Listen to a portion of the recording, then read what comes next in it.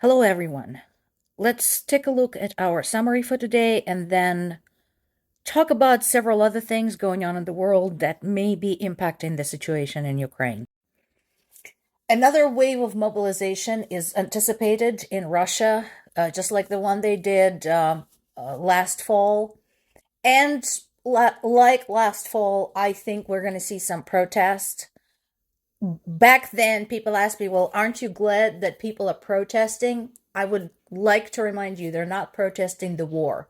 They're not protesting the murder of Ukrainian people. They're not protesting the bombing of Ukrainian cities. They're protesting the draft. They don't care what happens to Ukraine as long as it's not their child who has to go there. In fact, there was a group of Russian women, supposedly wives of soldiers, who wrote a letter to Putin encouraging him to send the non-Russian residents, non-Russian nationals, to war before he starts sending Russian young men and women. This bit is bound to be controversial. Ukraine has been banning books that basically glorify Russia's invasions, including Russia's invasions of Ukraine.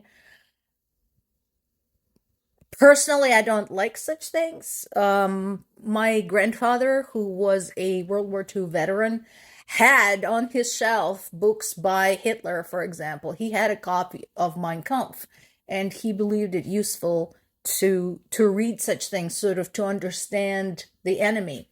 I do understand where they're coming from, and it is true that the proportion of Russian authored and Russian language books in Ukrainian schools and libraries is very high, considering Russian is no longer the official state language. So we'll see how that goes. I hope a balance is found. UN continues to be as useless as before. My question to them is, what do you suggest?